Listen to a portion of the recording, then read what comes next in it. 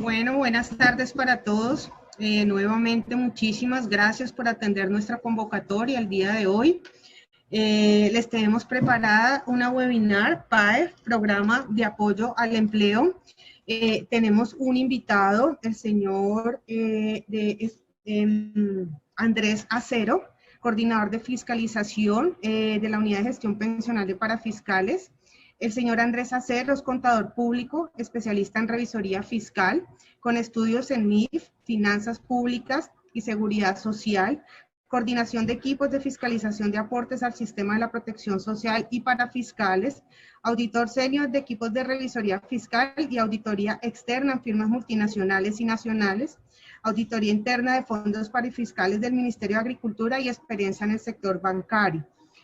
También en el panel de invitados hoy nos van a acompañar el doctor Harold Fabián Dávalos Muriel, que es el abogado de nuestra firma, director de la Unidad de Gestión Legal, abogado de la Universidad Santiago de Cali, especialista en Derecho Laboral, Civil y Comercial, posgrado de Gerencia Tributaria en la Universidad Santiago de Cali, docente de las Universidades del Valle y de Santiago de Cali en el Centro de Capitalización Tributaria Néstor Toro Parra y Asociados EAT.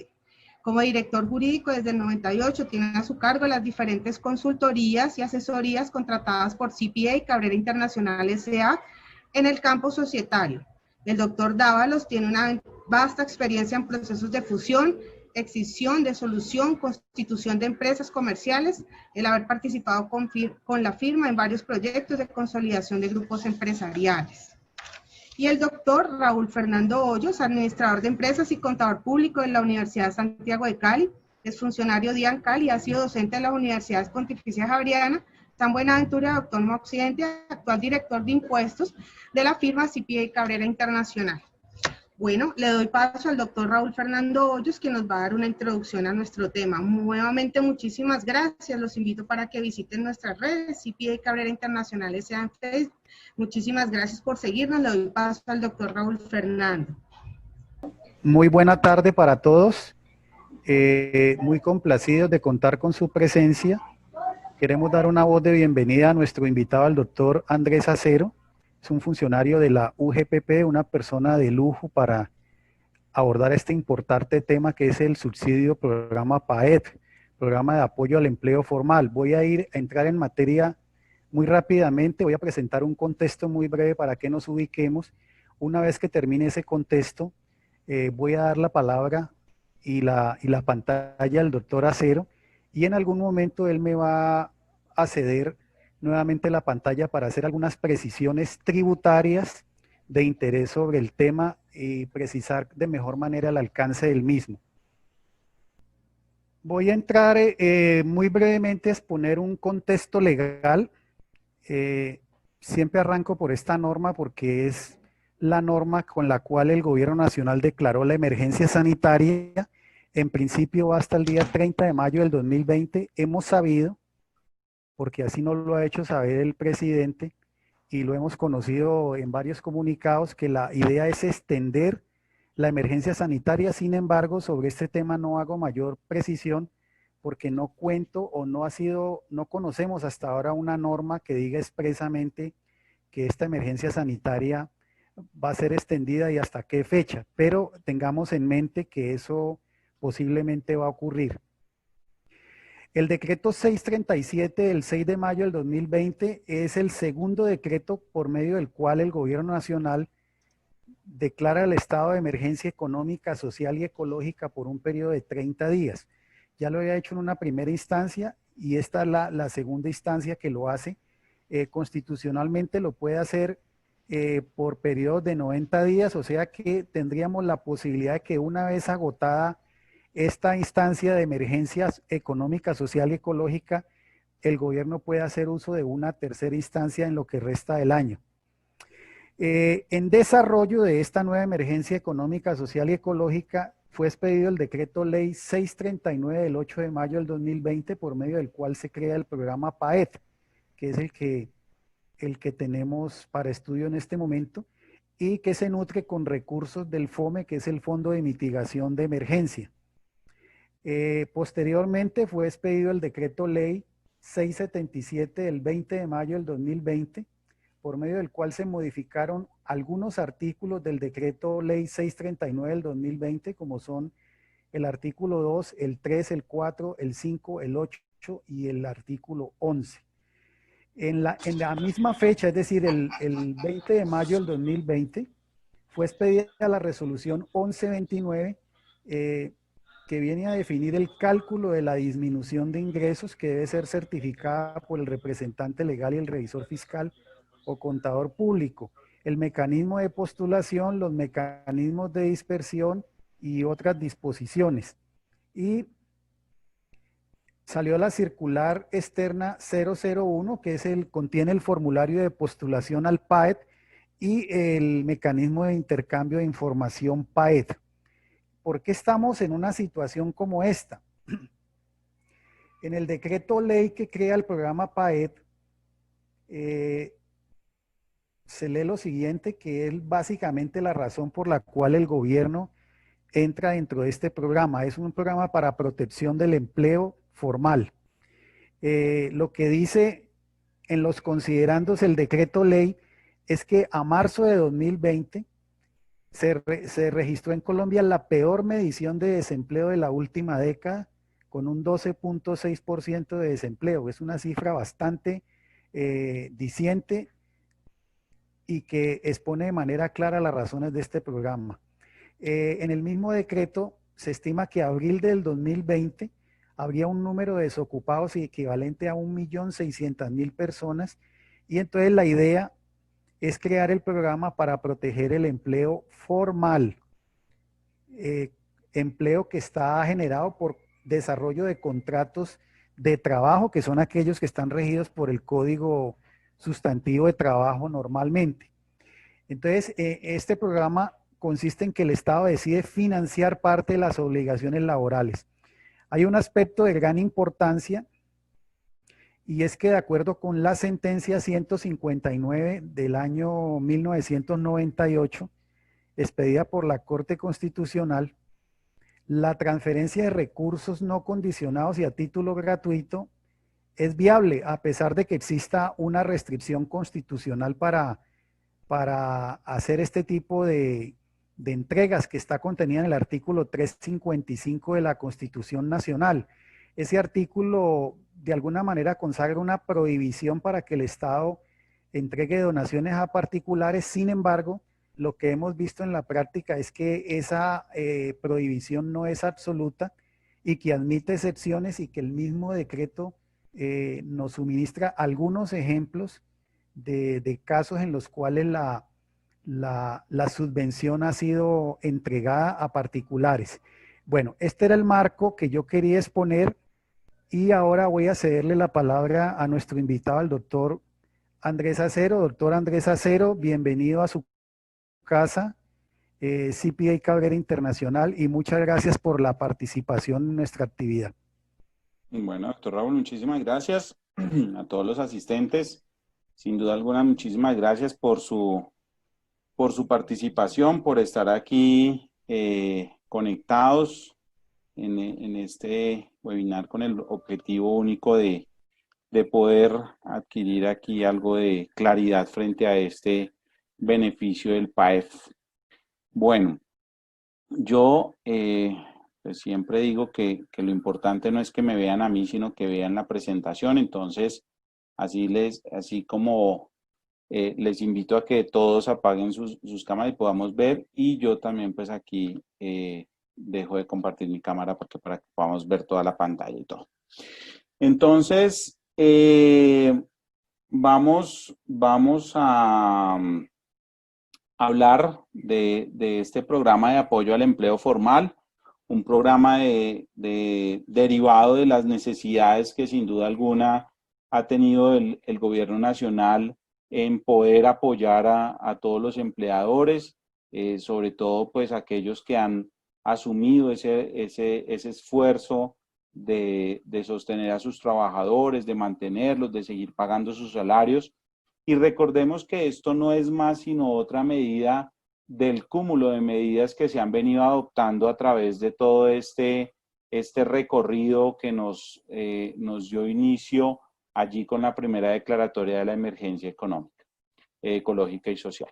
Entonces, básicamente, pues, por una parte, recordamos todas esas circulares que salieron allá, donde yo hablo mucho de esa circular 021, porque pues, nos muestran allá una serie de alternativas y de situaciones que se podrían presentar. Nos hablan de la resolución 022, de la circular 022, de la circular 021, de la circular 022 y la circular 027. Circulares que al final del día nos buscan, nos empiezan a dar un mensaje importante desde el gobierno, que es sostener, mantener el empleo, colaborar y apoyar a que los trabajadores sigan teniendo un ingreso, y los empleadores, pues, digamos que asuman este rol, buscando estrategias para mantener esos puestos de trabajo. Y pues este programa de apoyo, creo que, bueno, vino también el decreto 488, que sin duda alguna también permitió obtener una serie de alivios, una serie de beneficios allí, cuando nos da esa oportunidad de la reducción del tiempo para enviar a disfrute de vacaciones de nuestros trabajadores, y el decreto 558, que nos habla de esa reducción del aporte a pensión, que es para el mes de abril y el mes de mayo, para el mes de abril que se paga en el mes de mayo, y mes de mayo que pagamos en el mes de junio. Entonces, pues todas estas medidas al final del día lo que buscan es generar unos alivios a los empleadores y a los obligados del sistema de la seguridad social.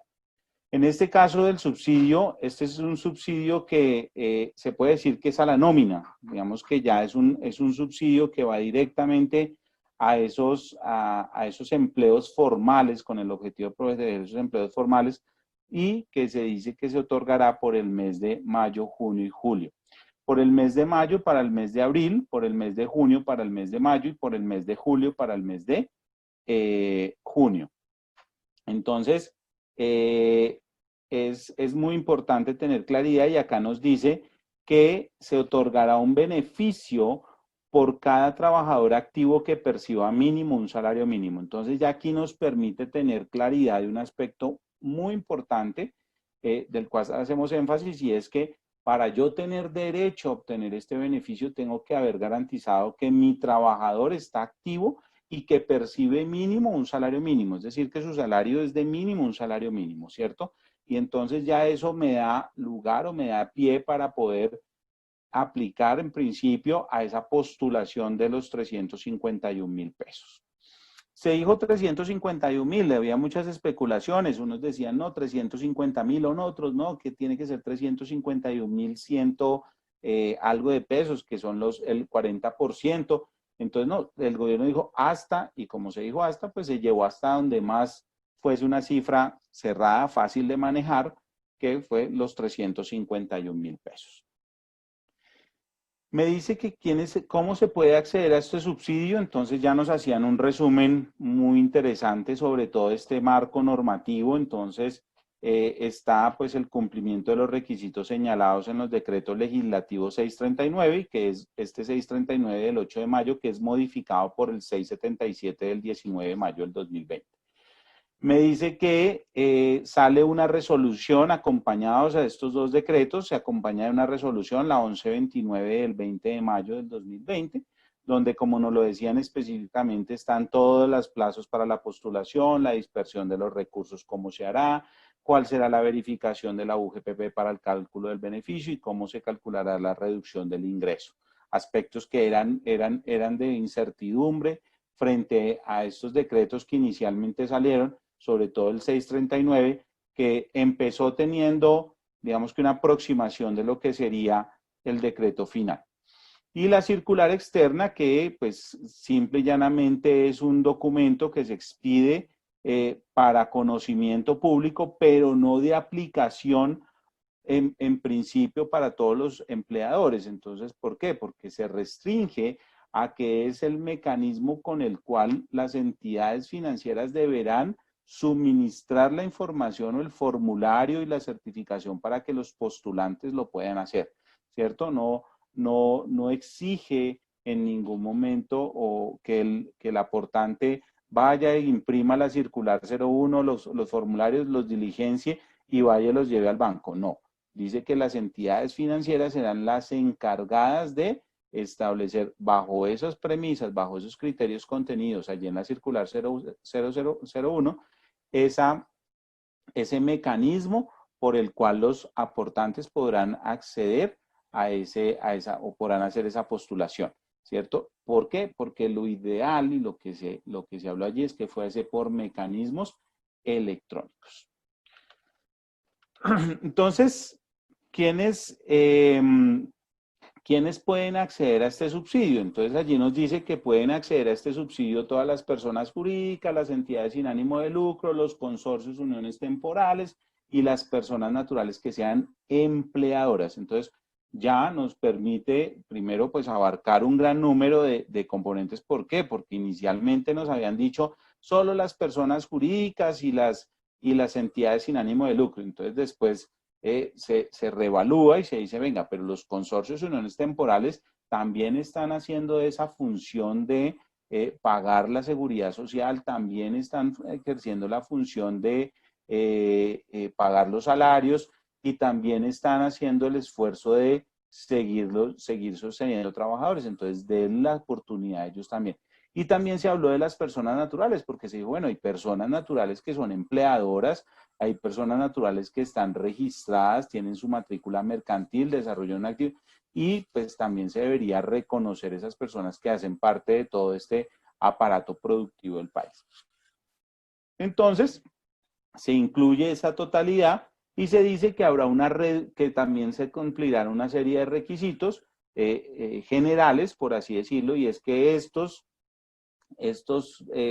posibles personas que puedan acceder a este beneficio tendrán que tener una reducción de ingresos. Y esa reducción de ingresos, pues, será mínimo de un 20%, de igual o más de un 20%. Entonces, me dice que quienes hayan disminuido su ingreso en ese monto lo podrán acogerse a este beneficio, podrán aplicar al beneficio.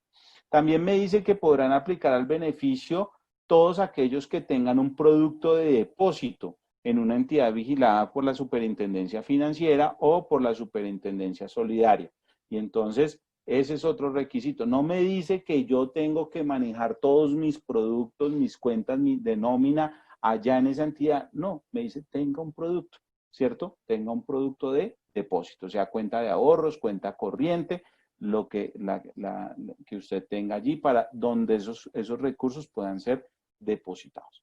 Y también me dice que podrán acceder a este subsidio quienes no hayan recibido el subsidio en más de 3 ocasiones y también quienes no hayan sido obligadas a restituir este aporte estatal del PAEF, ¿cierto? Entonces, digamos que lo primero, pues es que el decreto así lo menciona y dice expresamente, no podrá recibir más de 3 veces el beneficio. De hecho, creo que lo restringe porque le dice, mire, el beneficio usted solo podrá postularse una vez en cada periodo y solamente la postulación la hará por el periodo anterior, ¿cierto? Se entenderá que usted se está postulando por el periodo anterior. Entonces, si yo me estoy postulando en mayo, me estoy postulando por la nómina de abril. Si me estoy postulando en junio, será por la nómina de mayo, y si me estoy postulando en julio, será por la nómina de junio, ¿cierto? Entonces ya se cierra allí esa posibilidad. Y me dice que no haya sido obligada a restituir el aporte. Entonces ahora más adelante vamos a ver en qué situaciones se le obliga a una persona a restituir el aporte, y entonces de allí nace esa situación en que si usted recibió ese aporte y se le obligó, yo identifiqué en el mes siguiente, por ejemplo, usted recibe el aporte ahorita en mayo o en junio, que va a usted recibir el primer aporte, y yo detecto en el mes de junio que usted incumplió con alguno, le voy a oficiar, le voy a decir, venga, usted incumplió con ese requisito, entonces devuélvame ese aporte, y en ese caso usted ya perderá ese beneficio. Y también me habla de unos requisitos específicos. Entonces, ¿cuáles son los requisitos específicos? Entonces, hablemos de cada uno de estos grupos. Entonces, personas jurídicas. Personas jurídicas me dice que el requisito específico es que hayan sido constituidas antes del 1 de enero del 2020. Es decir, si usted el 30 de diciembre fue matriculó su empresa, la constituyó, matriculó su empresa, el 30 de diciembre perfectamente usted podrá acogerse al beneficio bajo una de las metodologías que están ahí aplicables. Pero también le dice, si usted se constituyó antes de 2019 o antes del 2019, pues allí, si es 2019, pues existirá la matrícula que dé fe que usted se matriculó en 2019. Si no, usted lo que tendrá es que haber renovado por lo menos el año 2019 de su registro mercantil. Recordemos que no nos exige el 2020, ¿por qué? Porque el 2020, pues en principio estaba para el primer, en abril creo que la fecha límite era abril de 2020 y se terminó extendiendo con ocasión de toda esta coyuntura. Entonces, nos exige, oiga, que esté renovado en 2019. Y también me dice de forma muy clara que no tengan una participación de la nación o sus entidades descentralizadas mayor al 50% de su capital. Entonces, ya ahorita nos van a hacer una aclaración frente a este tema de la participación de la nación y sus entidades descentralizadas, o en las preguntas abordaremos allí una serie de inquietudes. Entonces, es muy importante esto. ¿Por qué? Porque si yo tengo una participación del 50.01%, ya automáticamente me excluye, sea de la nación o de sus entidades descentralizadas frente al capital total de la compañía. Por otra parte, nos aparecen los requisitos específicos para las personas naturales, donde hablamos de que éstas tendrán que tener una inscripción en el registro mercantil y que esta inscripción haya sido antes del 1 de enero del 2020 y vuelve y juega. Entonces aquí... discúlpame, Andrés. Señor. Volvamos a la diapositiva anterior, por favor. En este punto, que no tengan personas jurídicas que no tengan una participación de la nación y o sus entidades descentralizadas mayor al 50% de su capital, se está refiriendo, lo veo yo específicamente, a la participación del Estado a través de la nación y no a la participación del Estado a través de sus entidades territoriales. En este orden, entonces, si existe una sociedad constituida con un capital superior al 50% de participación de entidades territoriales, por ejemplo, del municipio de Cali, ¿accederían al beneficio? En teoría sí, porque la norma es muy clara diciendo que no tengan participación de la nación y o sus entidades descentralizadas. No hablo de los entes territoriales, no hizo aclaración o ninguna extensión adicional a otra connotación. ¿No? Pues hasta el momento uno podría entender, de acuerdo a lo concreto del decreto, en que pues como la nación es la que va a otorgar el beneficio, entonces no tendría ningún sentido que yo me otorgara el beneficio a mí mismo, ¿cierto? Digamos que ese siempre ha sido el principio. Entonces, pero ya como son otro tipo de entes territoriales, por ejemplo, podría darse el apoyo por parte de estos, del gobierno frente a estos entes que también de una u otra forma están teniendo una afectación, sobre todo en algunos sectores donde pues se detuvo la operación y eso genera la implicación que corresponda, y la idea es ¿cuál? Mantener los ingresos, porque al final del día la nación sí se ha comprometido con el mantener toda su planta. Ustedes vieron desde los principios, desde los primeros decretos, el compromiso del gobierno de no, de inclusive sostener a los trabajadores con contratos de prestación de servicios, esta figura de la prestación de servicios, porque el espíritu es tratar de mantener esa nómina o esos trabajadores que apoyan al gobierno. Entonces, sin duda alguna, sería aplicable. ¿cierto? Digamos que lo que no diga el decreto expresamente, podría uno decir, aplica. Ya vamos a ver otra situación donde también efectivamente uno dice, pero sí, no, ¿por qué? Bien. Muchas Entonces, gracias por la aclaración. bueno, muchas gracias por la pregunta, doctor. En cuanto a las personas naturales, hablamos de los trabajadores, entonces decimos que existe la posibilidad de tener 3 o más, que exista la obligación, una de las condiciones es que tenga 3 o más trabajadores. Aquí había una gran discusión y ya a mí me han llegado varias observaciones y me dicen, pero ¿por qué no 2? ¿Por qué no 1? No tengo conocimiento de cuál fue la motivación para tener este número mágico. Si ustedes me preguntan a mí, yo diría, bueno, me hubiera parecido muy razonable que dijeran 2, ¿cierto? ¿Por qué? Porque se asimila a ese presupuesto que teníamos ya allí en la ley 1819 del 2016, donde me dice personas naturales que se pueden acoger a los beneficios de exoneración de aportes en salud, SENA y CBF, 2 o más trabajadores. Pero aquí quedó 3 o más trabajadores. Entonces, pues, como les digo, el decreto termina haciendo esas precisiones y pues quienes apliquen allí lo podrán hacer. Por otra parte, entonces Una hablamos... pregunta, Andrés. ¿Sí? ¿Me permite una pregunta?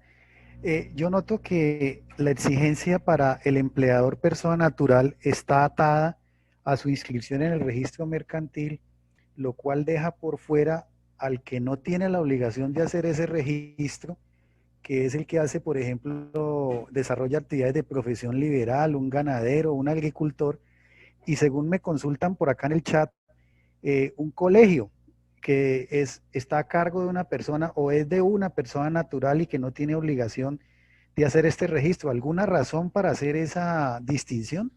No, digamos que yo lo he manifestado siempre y yo digo desafortunadamente que en estas medidas de emergencia, yo creo que inclusive en alguna conversación que tuvimos, que tuve yo en un espacio, cuando recién salió el decreto 639, me preguntaban por qué solamente se hablaba de personas jurídicas y no se hablaba de personas naturales. Y entonces yo les decía, pues porque en el decreto, muchas veces se piensa en una población, en cubrir la mayor cantidad de poblaciones y muchas veces en estas medidas se terminan dejando otras bajo ciertos presupuestos que no terminan siendo tan precisos en algunos momentos. Digamos que en algunas instituciones educativas se podría haber pensado que como muchas de estas son sin ánimo de lucro, entonces entraban por la parte de sin ánimo de lucro. No obstante, pues como usted lo menciona, un jardín infantil, pues un jardín infantil es una entidad, pues sin lugar a dudas, con ánimo de lucro, no se registra no tiene esa obligación de registrarse en el registro mercantil, entonces queda por fuera de este beneficio.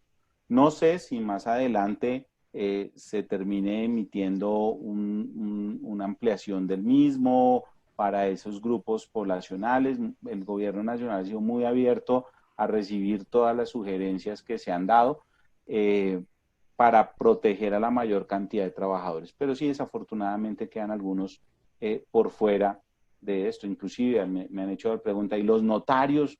Los notarios no, entonces yo le digo, sí, tampoco, no, los notarios no entran dentro del beneficio. Digamos que yo ahí sí lo justifico un poquito, porque sí hay una disposición allí que cuando algunas notarías no alcanzan el nivel de ingresos, pues tienen unos auxilios específicos de la rama judicial. Bueno, no preciso en este momento la entidad, pero sí reciben una serie de subvención, un beneficio derivado para su sostenimiento. Entonces, pues muy seguramente, y no lo puedo asegurar, pero podría darse que en estos escenarios podría terminar aplicando allí. Entonces, pues está dado de esa forma. Por eso les digo, no tengo el conocimiento de fondo de cuál fue la razón para el número mágico, no tengo pero sí lo que se previó fue cubrir la mayor cantidad, sobre todo en cuanto a personas naturales que se buscó, que fueran personas que pudiesen que estuviesen también obligadas a llevar contabilidad. ¿Por qué? porque es la forma más expedita, que lo vamos a ver ahorita, de demostrar esa disminución del ingreso, que es uno de los soportes que se va a tener que demostrar. Entonces, pues en ese orden de ideas, sí digamos que se trata de mitigar ese riesgo que se podría dar por otorgar beneficios a quienes no tuvieran ese derecho realmente, o que fuese difícil de poder determinar esa reducción del ingreso, ¿cierto?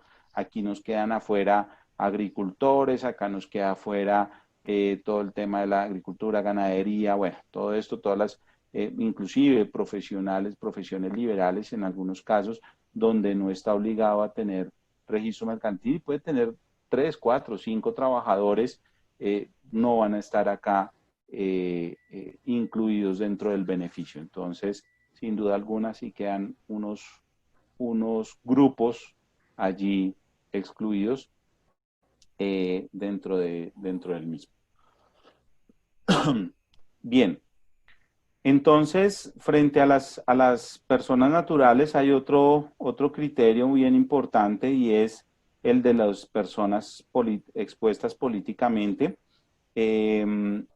Dice allí el decreto que no se podrá recibir ese beneficio ni por las personas, ni la persona expuesta políticamente, ni su cónyuge, compañero permanente o pariente en el segundo grado de consanguinidad, primero de afinidad o único civil. Es prácticamente todo su entorno de esta persona queda bloqueado para poder recibir este beneficio. Y nos dice que no podrán aplicar los trabajadores reportados de consorcios o uniones temporales. O sea, yo como yo persona natural puedo pertenecer a un consorcio, a una persona natural. Si este consorcio reporta a los trabajadores como parte de ese beneficio, pues no podré yo, como persona natural, también solicitar el beneficio y esperar el recibirlo por los mismos trabajadores. Andrés, Allí el doctor tenía una apreciación. Sí, sí. En cuanto a las personas políticamente expuestas, pues se trata de servidores públicos, con riesgos de incurrir en actos de corrupción y que normalmente estén manejando o sean ordenadores del gasto público. Entre otros, están allí ubicados como personas expuestas políticamente el presidente, el vicepresidente, los directores de departamentos administrativos, los generales de las fuerzas militares, los gobernadores, los alcaldes, los senadores, en fin, todo este tipo de funcionarios públicos que hacen parte de la rama del poder público, que en general son los ordenadores del gasto, y que se creó esta lista de personas a partir del decreto 1674 de 2016. En cuanto al parentesco, entonces establezcamos que en el primer grado de consanguinidad estarían los padres y estarían los hijos. Y en el primer grado de afinidad serían los suegros, el yerno y la nuera. Y los civiles serían el hijo adoptivo y los padres adoptantes. Solamente esa apreciación. Te agradezco mucho. Perfecto, doctor. Muchas gracias. Hay una Sí, pregunta en el foro, Andrés, que aprovecho sí. para trasladártela, y es la siguiente. Dice la persona que tiene productos en el Banco Agrario, que ha preguntado por el formulario y en el banco no dan noticia sobre este asunto. Pregunta que qué debe hacer si no le suministran el formulario. Fue a preguntar a Bancolombia, pero le dice que allá no lo puede hacer porque no tiene un producto financiero con ellos. Bueno, me parece muy extraño y tomo nota para ya mismo, ahorita terminado esto, elevarlo con las personas que están haciendo el contacto con las entidades, con la superintendencia, para que nos ayuden indicando qué es lo que pasa. Digamos que no sé cuándo hicieron la solicitud. Muchas entidades, recordemos que esta resolución y la circular, estamos hablando que se expidió el día 20 Entonces, pues ha sido una maratón para todas las entidades poner esto a disposición y puede ser que en algunas regiones o en algunos sectores o en algunas entidades no se haya divulgado como corresponde el derecho, el beneficio, y la persona con la que muchas veces tenemos contacto primero, pues nos dice, no, la verdad yo no tengo ni idea de eso, aquí no han dicho nada, y una vez se va con esa información. No obstante, pues dos recomendaciones: uno, averiguar directamente con las líneas de atención al cliente a ver si efectivamente es así, porque todas las entidades financieras, acá no hace distinción de la entidad A o la entidad B, dice todas las entidades financieras, e incluso dice entidades que estén vigiladas por la Superintendencia Solidaria. Entonces, no solamente Superintendencia Financiera, sino Superintendencia Solidaria podrán ser las canalizadoras del beneficio. Nosotros hicimos las reuniones con todas para estos efectos. Entonces, la invitación por una parte, pues es ahorita, si quieren al final, me dicen qué caso es específicamente, si se puede divulgar el caso, me lo dicen y yo me encargo de escalarlo para que a la mayor brevedad se pongan en contacto con ustedes para que les indiquen cómo pueden hacerlo. Lo que se ha presupuestado en dado caso es si existe la posibilidad, pues, de hacer la aperturación de una cuenta de depósito. No lo dice el formulario, que no dice el decreto que no se puede hacer. Lo que pasa es que pues eso tiene unos requisitos allí formales, que si es una empresa, pues va a ser muy complejo. Si es una persona natural, incluso por vía electrónica en algunas entidades se puede hacer. Entonces se podría, ya teniendo ese requisito, pues acceder al beneficio, pero pues la idea no es llegar hasta allá, sino que podamos resolverlo. Entonces escalamos ahorita al final la inquietud a quien corresponda. Bien. Entonces, teniendo esta claridad de estos recursos de estos requisitos específicos para las personas naturales, veamos los requisitos específicos para los consorcios y uniones temporales. Entonces, lo primero, pues estar inscrito en el RUT, porque además va a ser el documento que deberán acreditar. Ya vimos que no tienen esa matrícula, entonces van a acreditar el RUT. Van cumplir, no tener participación de la nación en sus entidades descentralizadas superior al 50% de su capital. Ya lo aclaramos ahorita en qué casos podría llegar a aplicar. Y no podrá aplicar por los trabajadores reportados que se hayan sido reportados a través de personas jurídicas o naturales que conformen el consorcio. Vuelve y juega. Digamos que hace la validación en doble vía, y es persona natural o en persona jurídica, no podrá presentar solicitud por trabajadores que estén en el consorcio, y consorcios no pueden presentar trabajadores que los hayan reportado sus consorciados. ¿Sí? Recordemos que la norma general en los consorcios me habla que estas obligaciones laborales pues deberían estar en cabeza de sus consorciados. Sin embargo, pues la práctica ha terminado dando que los consorcios sean los que realicen ese pago de la seguridad social, y por ende sean los que paguen los salarios y sean los que asuman toda esa responsabilidad. En cuanto a las entidades sin ánimo de lucro, nos dice inicialmente estar inscrito en el RUT.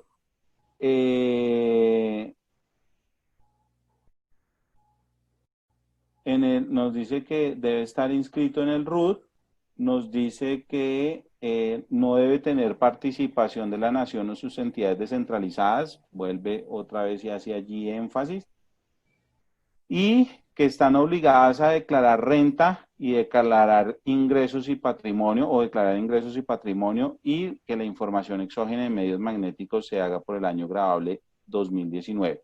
Son tres requisitos específicos que recaen sobre las entidades sin ánimo de lucro. Doctor Mauricio, tenía allí una apreciación, si no estoy mal.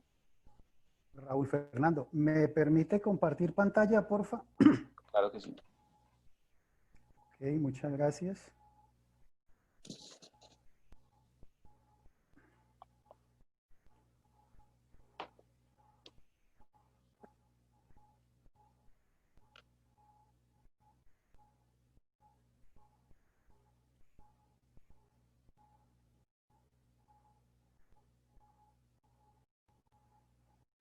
Bueno, para establecer el alcance, permítanme un momento, por favor. Debemos remitirnos a los artículos 22 y 23 del Estatuto Tributario. Entonces, en el artículo 22, nosotros tenemos los no contribuyentes no declarantes. ¿Eso qué significa? No son contribuyentes del impuesto sobre la renta y no deben presentar declaración de renta ni declaración de ingresos y patrimonio. Trayéndolo al contexto PAEP, todos los que usted está viendo en la laminilla no pueden acceder al subsidio PAEP. Para no entrar a leerlos detenidamente, por ejemplo, las juntas de propietarios administradoras de edificios organizados en propiedad horizontal que sean copropietarios de conjuntos residenciales. Recordemos que las PH, las propiedades horizontales, son para objeto residencial, mixto o comercial. La restricción estaría dada aquí para las propiedades horizontales que desarrollen una actividad netamente residencial. Ellas no tendrían acceso al subsidio PAEP. Igual situación ocurriría con las asociaciones de exalumnos, etcétera, etcétera, las superintendencias, las unidades administrativas especiales, las sociedades de padres de familia. Los no contribuyentes declarantes que están en el artículo 23 del Estatuto Tributario son no contribuyentes del impuesto sobre la renta y su declaración es la de ingresos y patrimonio. Entonces, este tipo de entidades, si están obligadas a presentar información en medios magnéticos para la DIAN por el año 2019, pueden acceder al subsidio PAEP, como sería el caso de sindicatos, asociaciones gremiales, las iglesias, los fondos de empleados, etcétera. Dentro de este tipo de entidades,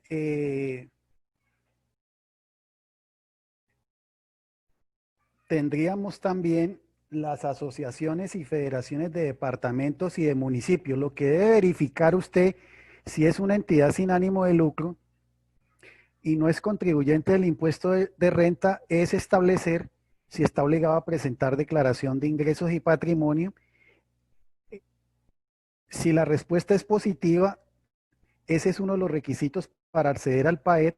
Y el otro requisito es establecer si está obligado a presentar exógena por el año grabable de 2019. Entonces allí nos tenemos que ir al contexto de la resolución 11004 del 20 de octubre del 2018, que nos señala en su artículo primero cuáles son los sujetos obligados a presentar información exógena.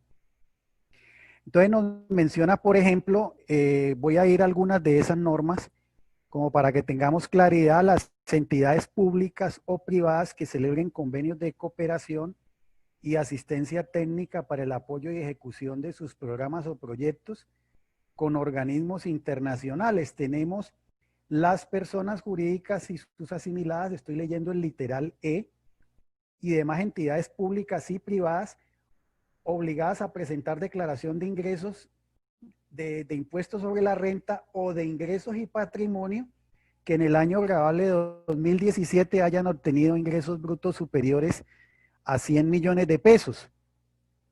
Y por acá están, por ejemplo, los entes públicos del nivel nacional y territorial del orden central y demás. Por ejemplo, las cámaras de comercio son asociaciones gremiales. La Registraduría Nacional del Estado Civil. Aquí están mencionados los notarios, pero pues ya lo vimos, los notarios no pueden acceder al beneficio. Bueno, hasta allí sería la parte de la intervención que yo tendría sobre este punto que mencionó el doctor Andrés. Cedo mi pantalla, doctor Bueno, Andrés. Perfecto, doctor. Muchísimas gracias. Qué pena que ahorita le cambié el nombre. Tranquilo, doctor. Bueno, yo siempre digo que yo soy malísimo para los nombres. El de mi esposa me lo aprendí después de 8 años de noviazgo. Bueno, entonces, esto es básicamente esas premisas establecidas para las entidades sin ánimo de lucro. Y aquí tenemos un componente especial que son las cooperativas de trabajo asociado y las empresas de servicios temporales. Entonces, frente a estas cooperativas de trabajo asociado, básicamente lo que se ha definido es que se pueden acoger por sus trabajadores. Entonces, recordemos por allí, antes que hablábamos que por quiénes me puedo acoger, entonces me puedo acoger por los empleados, ¿cierto? Por mis empleados. En las cooperativas de trabajo asociado, así como lo mencionaban ahorita el doctor Raúl, cuando hablábamos de los sindicatos, ellos pueden tener unos empleados, ¿cierto? Muy seguramente el gerente, eh, pueden tener el gerente, la secretaria, el contador, la persona del área comercial, pueden tener un mensajero, digamos que son personas que son empleados, es decir, que podría uno asimilar a que se rigen por las normas establecidas en el Código Sustantivo del Trabajo. Entonces, en razón a ellas, a esas disposiciones, pues estas personas, además que se les cotiza seguridad social en calidad de dependientes, de empleados, pues podrán acceder al beneficio. Lo mismo pasa con las empresas de servicios temporales. Las empresas de servicios temporales tienen una connotación especial. Bueno, perdón, en las cooperativas de trabajo asociado, entonces, ¿por qué no se podrán acoger al beneficio? Porque se postulan, pero no van a recibir el beneficio, es por los trabajadores asociados. No va a aplicar para estos trabajadores asociados. En cuanto a las empresas de servicios temporales, las empresas de servicios temporales integralmente pueden recibir el beneficio toda vez que estas asumen la nómina de sus trabajadores, sean trabajadores directos o trabajadores en misión.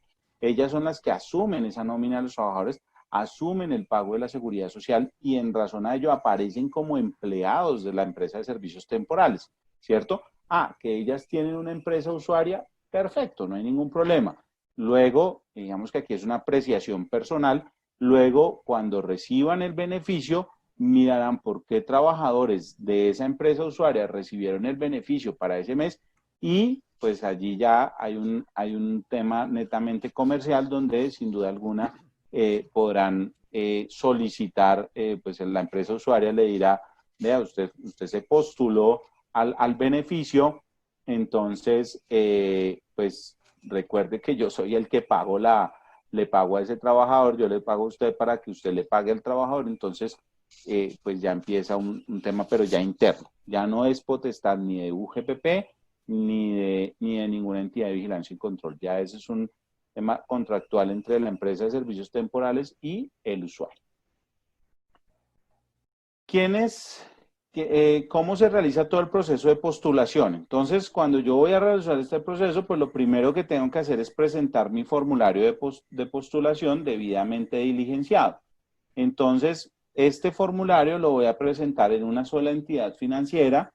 Hay que tener mucho cuidado porque una de las causales de perder el derecho, el beneficio, es que usted lo presente a más de una entidad financiera. Hay aportantes que digamos que a veces la costumbre nos lleva a tomar decisiones como yo voy a pasarlo, yo manejo 5 entidades financieras, entonces yo lo voy a pasar a las 5 entidades financieras para que a ver cuál sale más rápido, ¿sí? No, ojo, porque cuando nosotros hagamos la validación de todas las entidades financieras, que esta sería recuerdan ahorita, una de las causales para perder el beneficio, entonces si detecto que usted presentó una postulación en más de una entidad financiera, pues yo lo que voy a hacer es que automáticamente lo excluyo del beneficio para ese periodo.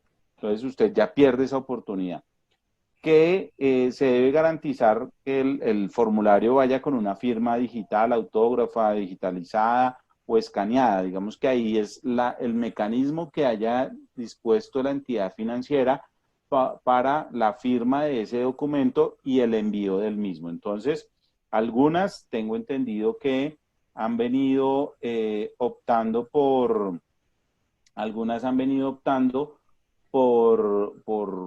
entidades financieras lo piden que usted lo imprima el formulario, lo firme y luego lo radique por sus canales de atención. Hay otras que ya han creado en una aplicación allí en su sistema, entonces usted entra con su usuario y diligencia el formato y lo presenta, entonces dependiendo como la entidad financiera, pues usted deberá garantizar. Y asimismo deberá garantizar que vaya firmado por quien corresponde. Si es el representante legal, pues el representante legal. Si es una persona natural empleadora, pues la persona natural que aparezca y que figure allá en el RUT, en la matrícula para los efectos de la validación. Y esto es muy importante, ¿por qué? Porque si nuevamente se detecta que hay un error, pues usted va a perder el acceso al beneficio y pues sería muy, muy penoso ello.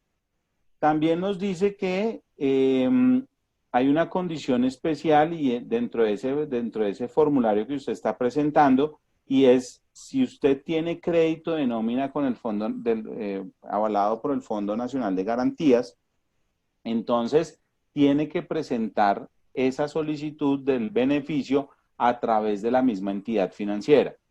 Una de las validaciones también que se va a hacer es las entidades financieras nos van a reportar quiénes han solicitado estos créditos, y cuando se haga la validación y cruce masivo de la información, ahora vamos a ver en ese ciclo en qué momento vamos a hacer esos cruces.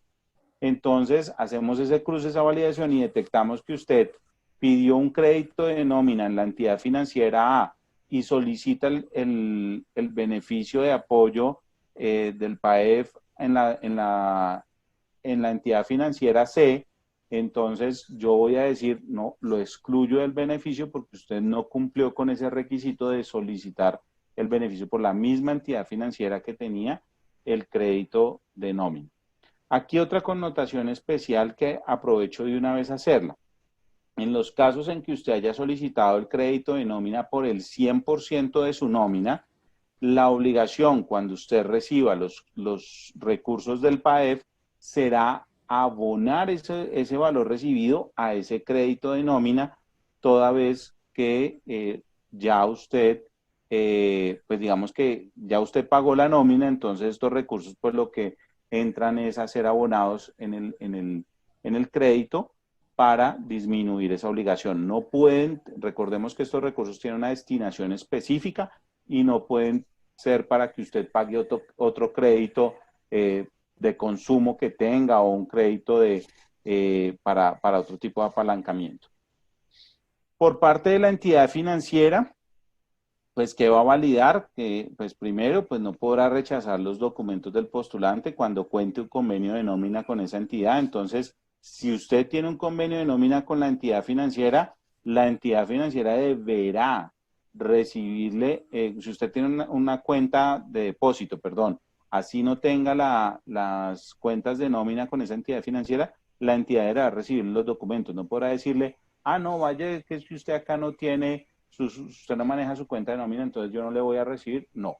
¿Por qué? Porque es que muchas veces uno tiene la cuenta de nómina, digamos que su nómina de sus trabajadores y el convenio de nómina de trabajadores, usted lo tiene con la entidad financiera A, nuevamente, digamos, pero usted es muy amigo del gerente de la entidad financiera C. Ese gerente que es muy amigo suyo no le puede decir, no, yo no le recibo acá porque usted no tiene el convenio de nómina. Entonces ahí se acabó la amistad y pues usted irá a buscar lo pasará por el otro lado. Ellos no le pueden, no es una causal de negación, no lo pueden a usted coaccionar con que usted traslade, no, que yo le recibo si usted traslada, no, eso no puede suceder. ¿Qué más hará la entidad financiera? Pues va a verificar que el producto de depósito pertenezca al postulante y que no tenga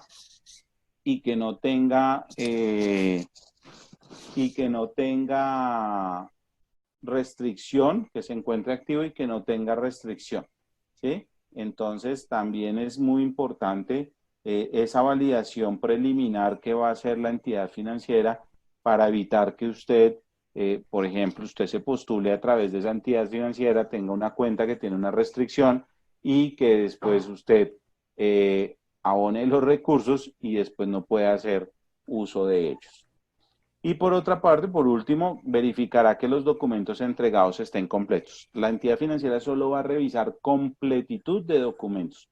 Ya que los documentos sean reales o no, que correspondan o no, será una validación posterior. Por último, habrá que tener en cuenta esta especificidad y es que cuando exista la entidad se encuentre en un proceso de reestructuración o de liquidación, recordemos que quien firma no será el representante legal, sino el liquidador o el promotor. En algunos casos se delega al mismo, pero en otros se nombra un promotor o se nombra un liquidador y en esos casos tendrá que ser firmado por la solicitud de postulación. Si la firma el representante legal, maravilloso, la firmó, pero no cumplió, no era quien tenía la facultad para hacerlo y por ende se perderá el beneficio. En cuanto a la certificación que se debe acreditar, pues lo primero es una certificación de la disminución de ingresos. Esta disminución de ingresos ya veremos ahorita cómo está dada por lo que quedó allí en la resolución 1129. Una parte de la certificación me dice expresamente que el empleador manifiesta que sus trabajadores recibieron el salario del mes anterior. Entonces, y que para el caso de abril, única y exclusivamente para el caso de abril, es decir, la postulación que estamos haciendo en el mes de mayo, se certifica que si no se pagaron los salarios, no se habían pagado los salarios, con los recursos del PAEF se pagarán los salarios dentro de los 5 días hábiles siguientes al haber recibido ese beneficio. Esto es muy importante y creo que aquí vuelve a tomar claridad cuál es el propósito de este beneficio. Yo lo sintetizo de una forma muy sencilla y es: usted paga los salarios, usted paga la seguridad social de los trabajadores y yo le doy los 352.000 pesos por cada trabajador que cumpla con los requisitos para el beneficio. Y solamente para el mes de abril, que es como lo dice, podrá usted precisamente pues en esta coyuntura donde muchas veces usted dijo, no, yo no tenía los recursos, yo no tenía los fondos para pagar, pero mire, aparecieron estos 352.000, con eso yo ya puedo completar el pago de los salarios de mis trabajadores. Entonces, maravilloso, usted recibe los recursos y se compromete a hacer el pago a los trabajadores. Recordemos que se va a hacer una publicación por parte de la unidad de quiénes son las empresas que se postularon y que recibieron el beneficio y por cuántos trabajadores lo recibieron. Y en razón a ello, pues, sirve también para que haya un control por parte de los trabajadores diciendo, bueno, pero venga, usted es una empresa, la empresa está aquí registrada, dice que recibió un beneficio por 100 trabajadores, somos 100, yo sé que aquí somos 100 trabajadores, y entonces, ¿qué pasó? Que usted no me pagó mi salario. Entonces va el empleador, el trabajador, y denuncia al empleador, y por ende, pues el empleador va a tener que hacer la devolución después de los recursos. En cuanto a las entidades sin ánimo de lucro, pues digamos que acompañada a la certificación, pues tendrán que acreditar o aportar la copia del RUT, así como los consorcios y las uniones temporales. Bien, esto es una certificación que podríamos decir que es muy sencilla, pero es muy trascendente porque es una declaración de que cumple con todos los requisitos para recibir esos recursos públicos. En cuanto a la disminución del ingreso,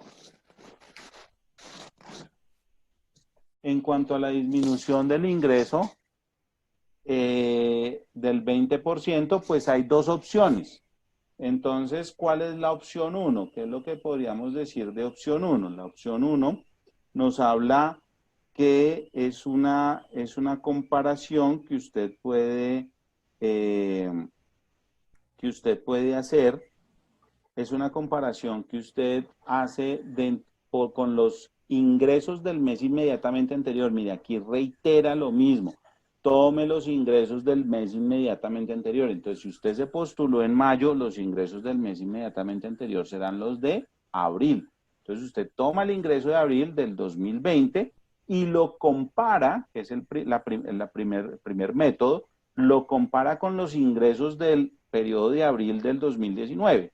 Si usted va a hacer la postulación en el mes de junio, pues tendrá que mirar los ingresos del mes de mayo y compararlos con los ingresos del mes de mayo del 2019. Y si usted va a postularse en el mes de julio, pues mirará los ingresos del mes de junio y lo comparará contra los ingresos del mes de junio del 2019. Entonces, usted hace esa comparación, hace esa evaluación y mira si la disminución se dio por encima del 20%, el 20% más. La otra opción, ¿cuál es? La otra opción es, usted tome los ingresos del mes inmediatamente anterior, nuevamente aplica, digamos que la base es exactamente la misma, ¿cierto? Y lo compara contra el promedio aritmético de los ingresos de enero y febrero del 2020. Entonces aquí ya le da la posibilidad de que usted valore, esa era la incertidumbre de muchos de los que se crearon, empresas que se han creado de agosto en adelante o de julio del 2019 en adelante y decían, entonces nosotros quedamos por fuera del beneficio porque no tenemos cómo vamos a hacer esa comparación de año a año. No, no se preocupe. Entonces, para ese caso, usted tendrá que mirar los ingresos de enero y febrero y compararlos con los ingresos del periodo que sujeto de ese beneficio. Bien sea mayo, abril, mayo o junio, ¿cierto? Entonces, hace esa comparación, es una comparación muy sencilla. ¿Y qué debe hacer? Pues yo siempre le recomiendo a todos los aportantes, le digo, mire, haga los dos escenarios, monte los dos escenarios y escoja. Si al final del día, por el uno le dio un incremento, una disminución igual o superior al 20%, pues acoja ese modelo. Si le dio por el segundo, acoja cualquiera de los dos, no importa. ¿Cómo va usted a determinar esos ingresos? Eso sí es muy importante, de acuerdo a los marcos técnicos normativos contables. Entonces aquí aplican las normas de información financiera, aplica esa metodología que usted va a aplicar para el reconocimiento de ingresos de acuerdo con el grupo al que usted pertenezca. Ya conocemos esa definición contable que tenemos. Entonces, pues usted deberá atender lo que está allí establecido.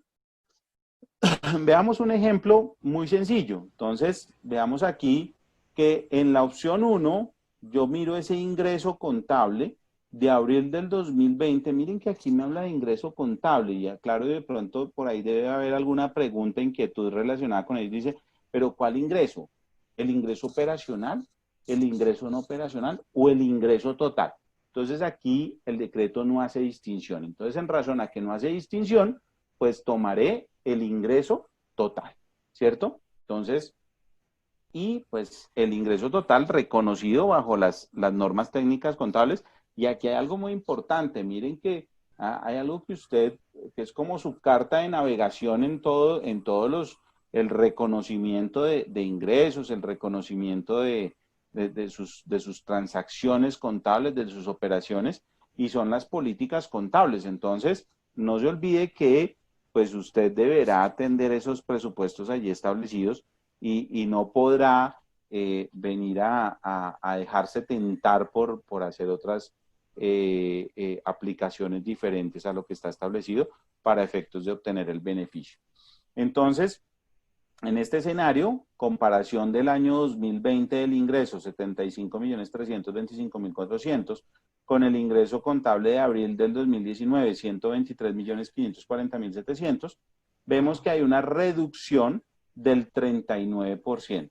Entonces, esa reducción, pues ya a simple vista uno dice, no, si está por encima del 20% no hay ningún problema, o sea, me puedo acoger al beneficio por la opción 1. Si yo voy y marco allá en mi formulario opción 1, me aplica. Pero yo como les recomiendo que hagan los dos ejercicios, entonces usted mira el segundo ejercicio con el segundo modelo, entonces dice, abril del 2020, 75.325.400, promedio aritmético del ingreso contable del enero del 2020 y de febrero del 2020, entonces aquí me da 112.191.000, reducción 33%. En este escenario, los dos métodos le permiten a usted acogerse al beneficio, ¿cierto? Los dos métodos. Pero puede ser que para otro periodo ya un método le dé por debajo, le supere el 20% de disminución, pero el otro le dé el 19%. Entonces, en ese escenario, pues usted va a tomar la opción 1. Y después en el tercer mes de postulación, o sea, en julio, que se va a postular con los ingresos de junio, pues usted dice, no, yo hice el ejercicio con los dos y por la opción 1 me dio el 18% y por la opción 2 me dio el 33%. Entonces, ya pierdo el beneficio porque yo había cogido 2 veces la opción 1, entonces ya pierdo. No, miren lo otro que dice el decreto. Me habla de que usted para cada periodo deberá escoger el método o manifestar cuál fue el método que utilizó. Entonces, en ese ejercicio, usted un mes utiliza un método, el otro mes utiliza el otro método y el otro mes utiliza nuevamente el que utilizó primero. No hay ningún problema. Lo importante es que se demuestre, y por eso yo recomiendo que se haga un papel de trabajo en el que se demuestre que efectivamente se hizo la comparación de los dos y se tomó el que generaba la disminución correspondiente. Doctor Acero, nos plantean algunas preguntas por acá por el chat. ¿Me da un espacio para formulárselas? Sí, claro, claro que sí. Me dicen, si una empresa, persona natural, tiene 3 empleados venezolanos con permiso de trabajo, con pago de aportes a seguridad social, ¿tendría derecho al subsidio? Y Bueno, me ya dice, señor. y dice, y que además se acogió al 3% de reducción de pensión. Maravilloso ese pedacito, el último pedacito de la pregunta es maravilloso. Digamos que nos da pie para aclarar algo que les decía al comienzo, allí en esa introducción, de toda esta avalancha de decretos que han salido. Entonces uno a veces dice, venga, pero si yo me acogí, una de las grandes preguntas era, si yo me acogí al beneficio del crédito de nómina, ¿me puedo acoger a este beneficio? Ya respondimos que sí, me puedo acoger. Lo único es que si pedí por el 100%, pues tengo que hacer la distribución allá de los recursos, la devolución de los recursos o el abono de los recursos de una vez al crédito. Me preguntan, venga, pero si yo me acogí a la reducción para el mes de abril, que pagué las planillas ahorita en mayo, y me voy y quiero acogerme a la reducción para el mes de mayo, que son las planillas que voy a pagar en junio, ¿me puedo acoger al beneficio? Sí, también se puede acoger al beneficio, no es excluyente, el decreto no lo menciona y no lo hace excluyente. Entonces yo me podría cobijar de los dos beneficios por los trabajadores sin ningún problema. Al final del día creo que es una búsqueda del gobierno de que precisamente su espíritu es proteger el empleo más allá de algunas limitaciones que se puedan dar. Bueno, frente a los venezolanos, pues que se tendrá que cumplir. Entonces me da pie para, bueno, digamos que no me adelanto, pero preliminarmente sí lo podrá aplicar siempre y cuando cumpla con los requisitos. Entonces ahorita más adelante vamos a ver esos requisitos que tienen que cumplir el trabajador, pues el empleador con el trabajador para que ese cotizante sea un cotizante válido para adquirir el beneficio. Me hacen una pregunta que es la siguiente. Para empleados que trabajaron menos de las 240 horas en abril, ¿se pueden tramitar los subsidios por ellos, entendiendo que percibieron menos del salario mínimo, pero el patrono sí cotizó la pila sobre el salario mínimo? Miren lo importante de lo que yo les decía hace un momento. Yo les decía que el espíritu de esta ley, sin duda alguna, me voy a volver por aquí a este slide, es que los empleados hayan recibido el salario del mes anterior, ¿sí? Y por allá al comienzo hablábamos de que aplicará para los empleados que han recibido un salario mínimo. Entonces, esas dos postulaciones nos permiten entender que la primera condición es que el trabajador haya recibido mínimo el salario mínimo, ¿cierto? Y que se le haya pagado seguridad social, mínimo por el salario mínimo. Entonces, uno de los aspectos que vamos a validar sin duda alguna será esa situación. Entonces, usted no le pagó todo el salario al trabajador, o por lo menos el salario permite perfectamente. Cuando uno mira pila, hay 3 subsistemas que pueden estar o 2 subsistemas que van a estar con salario mínimo, el salario mínimo, que es salud y pensión, ¿cierto? Porque sabemos que la seguridad social en los subsistemas de salud y pensión se tendrá que cotizar por 30 días, mínimo el salario mínimo, ¿cierto? En riesgos laborales ya veo que no va a haber una cotización porque debe haber alguna novedad para que no se trabaje todas las horas. Entonces ya hay alguna novedad.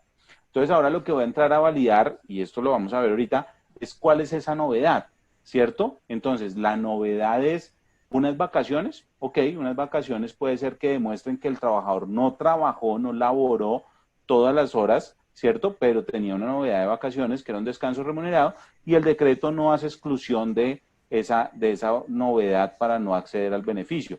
O puede ser que usted optó en el mes de abril y usted dijo, bueno, pero es que yo, ¿qué hago? Yo tengo aquí parados a todos mis trabajadores, no, me tocó mandarlos a la casa, no tengo forma porque yo soy una empresa de producción, yo lo de las vacaciones todavía no lo voy a hacer, entonces yo lo que voy a hacer es, voy a darles una licencia remunerada. Entonces yo les di una licencia remunerada. Ok, se presupone que usted le remuneró, usted hizo una remuneración. Entonces, si esa remuneración está por debajo del salario mínimo, ¿cuál es la condición que le dice la certificación? Que la veíamos ahorita. Le dice que usted certifica que dentro de los 5 días siguientes, al haber recibido, solo para el mes de abril, al haber recibido el apoyo del PAEF, usted va a completar las cotizaciones del salario mínimo. Y en razón a ello, pues, si corresponde hacer ajustes a la planilla de cotización, pues tendrá que hacer esos ajustes que corresponden.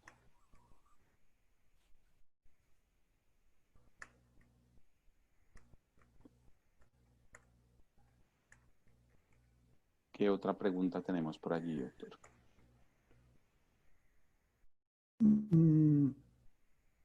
Por aquí Bueno, yo veo una que habla de que si una sucesión ilíquida podrá hacer la postulación teniendo en cuenta que la solicitud la realizará el administrador de bienes debidamente facultado.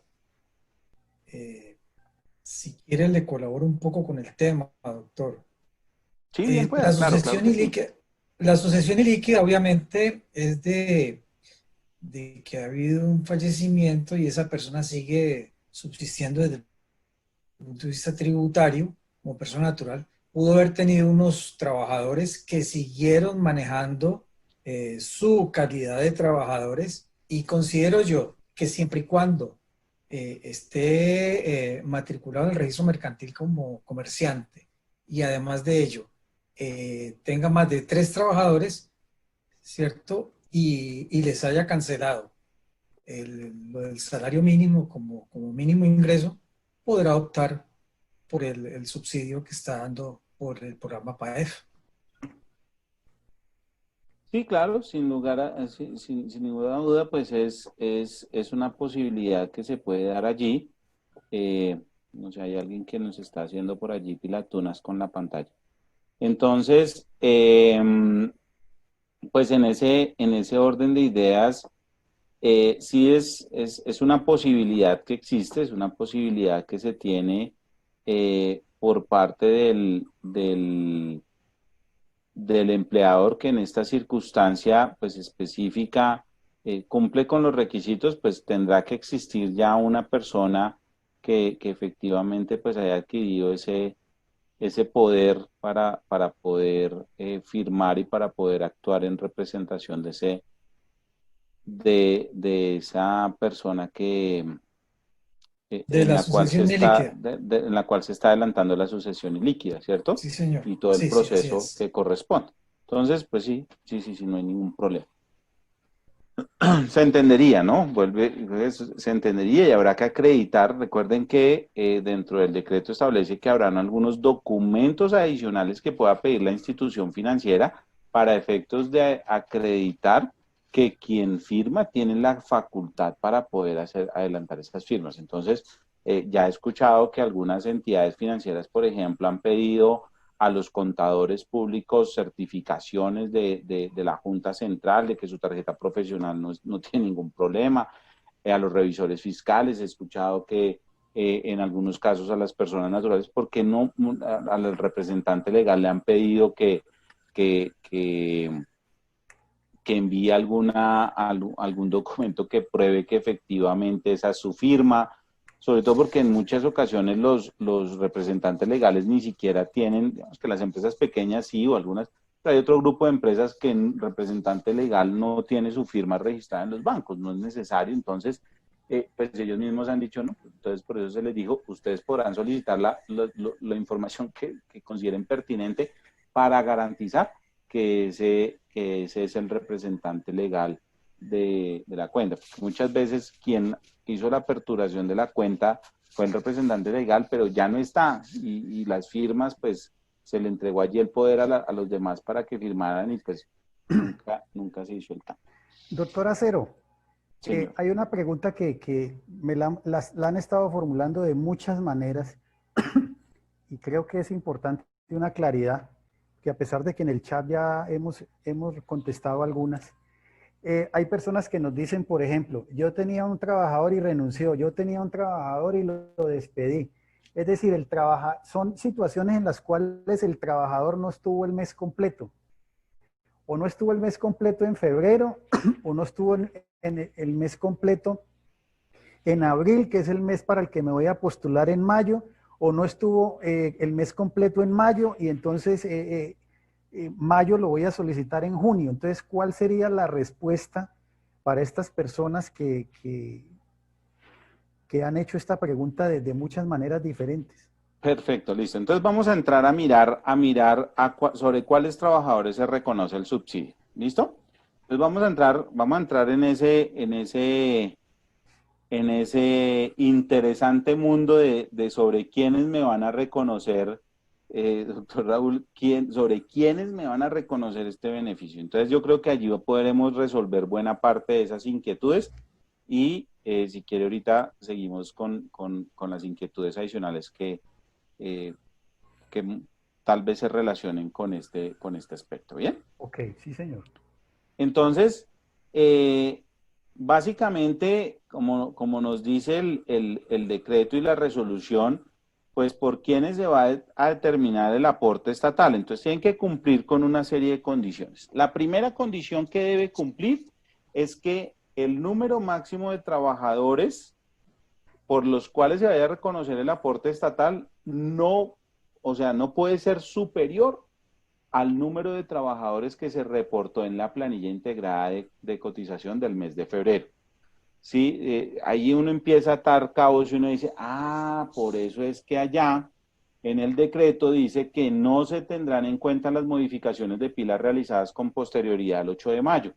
¿Y por qué? Porque efectivamente lo que se trató fue de limitar que algunos empleadores se hicieran las correcciones del mes de febrero con el beneficio para después obtener unos aportes adicionales. Entonces se restringió esa posibilidad. Entonces le dijo, primero es que usted tenía que haber presentado la planilla del mes de febrero ya en uno de las conversaciones que he tenido en estos días. Alguien me hizo la pregunta y me dijo, pero venga, es que yo pagué la planilla el 16 de mayo, la planilla de febrero, ¿me aplica el beneficio? En teoría no, ya no le aplica el beneficio. ¿Por qué? Porque no se tendrá en cuenta las modificaciones de pilas realizadas con posterioridad al 8 de mayo, eso incorpora haber hecho el pago después del 8 de mayo. Entonces, si usted ya hizo el pago después del 8 de mayo, ya no le va a aplicar el beneficio porque no había planilla de referencia.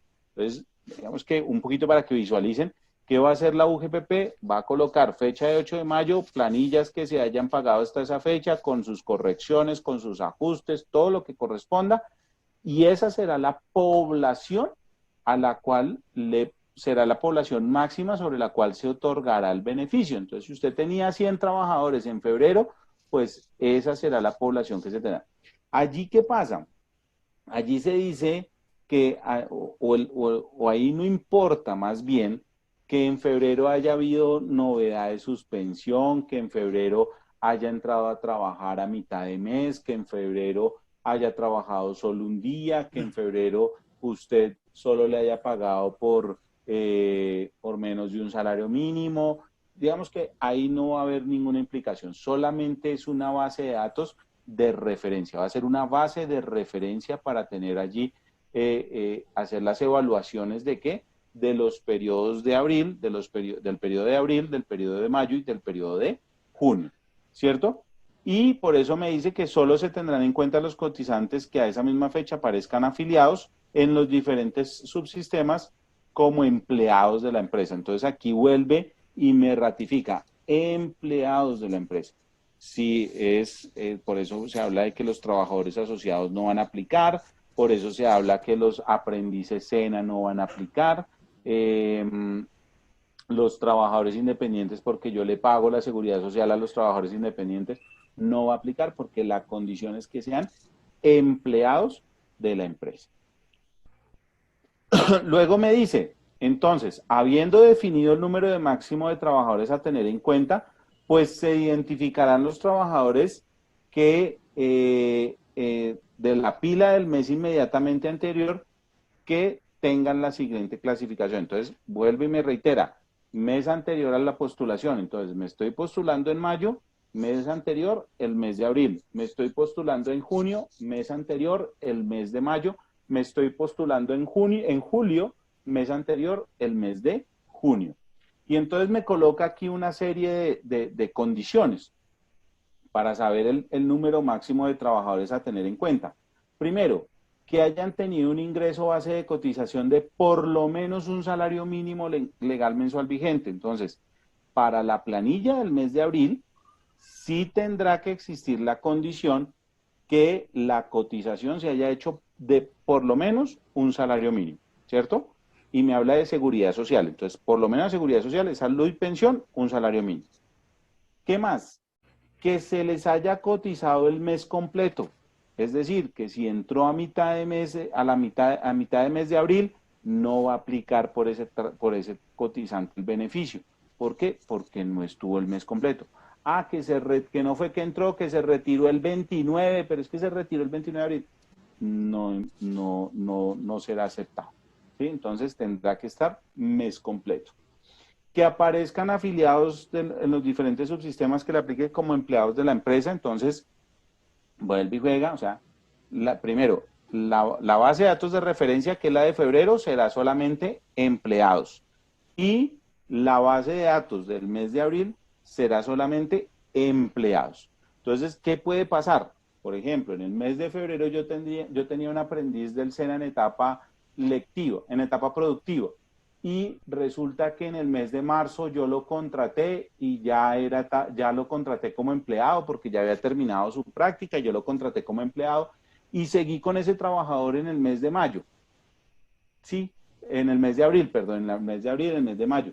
Ok, es un trabajador, pero en la base de referencia no estaba como empleado, estaba como aprendiz del SENA. Entonces quiere decir que ese también me toca descartarlo porque a pesar de que ya aparece en abril, en la base de referencia no me aparece.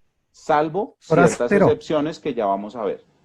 Señor. Me preguntan que qué pasa que si el trabajador estaba en vacaciones. Yo pienso que sigue dentro del contrato de trabajo, Sí, pero... Digamos que vuelve y sucede la misma connotación.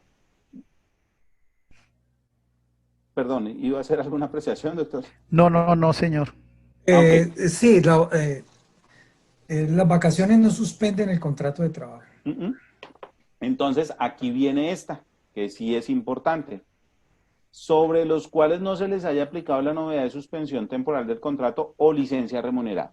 Entonces me dice claramente, ojo, si usted marcó en el periodo de abril la novedad de SLN, así sea por un día, usted ya descarte ese cotizante, descarte ese trabajador, porque para ese mes no va a recibir el beneficio del PAES. ¿Sí?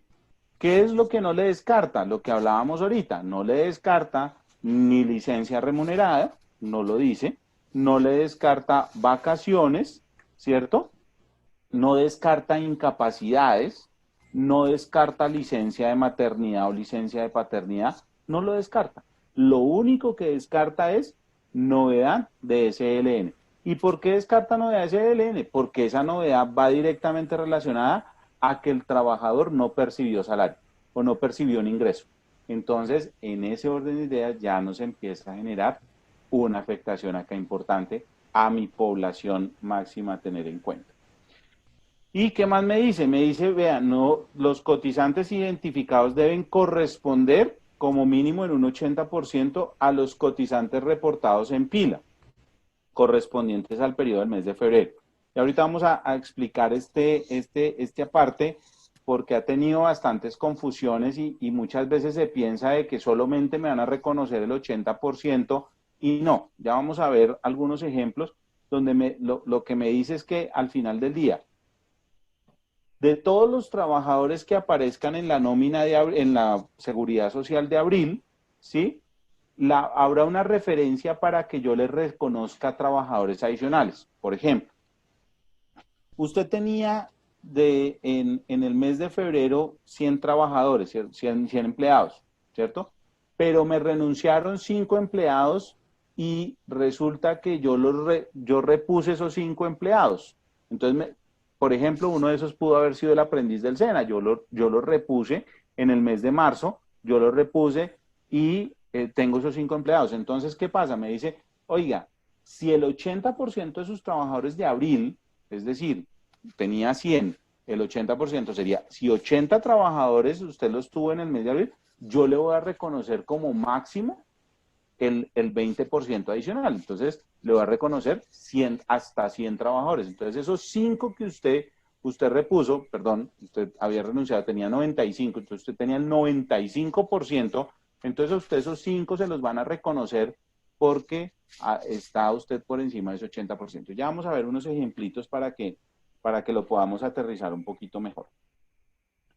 ¿Qué otra condición tiene? Que los cotizantes no hayan sido tenidos en cuenta para el cálculo del aporte estatal por otro beneficiario. Vuelve aquí, nos reitera, es muy importante esto. Digamos que, ¿por qué se hace tanto énfasis en esto? Porque tal vez usted se llegue a esa sorpresa, porque, por ejemplo, lo que mencionaba, yo puedo ser empleado de la empresa XYZ y los fines de semana trabajo con un restaurante y entonces el restaurante se postuló primero antes que la empresa XYZ y entonces él recibió el beneficio y entonces usted le va a decir a la UGPP, pero venga, ¿por qué por Andrés Acero no me dio el beneficio si este es empleado mío? Lo que pasa es que allá el restaurante la Delicia S.A. Se postuló primero y a Andrés Acero se lo reconocimos allá al restaurante La Delicia S.A. Entonces usted dirá, wow, pero vea, yo no sabía y entonces perdí. Sí. Entonces, por eso también creo que quienes han entendido esto y tienen esa figura, pues tienen la premura de ser los primeros en postularse. Y que el número de empleados del número total de empleados tenidos en cuenta, pues no supera el total de los que aparezcan en la planilla de febrero. Bien.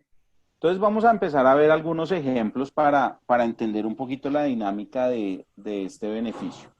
Entonces, vamos a ver primero este ejemplo y en este vamos a ver algunos aspectos allí. Entonces, nuestra base de referencia siempre va a ser pila del mes de febrero del 2020.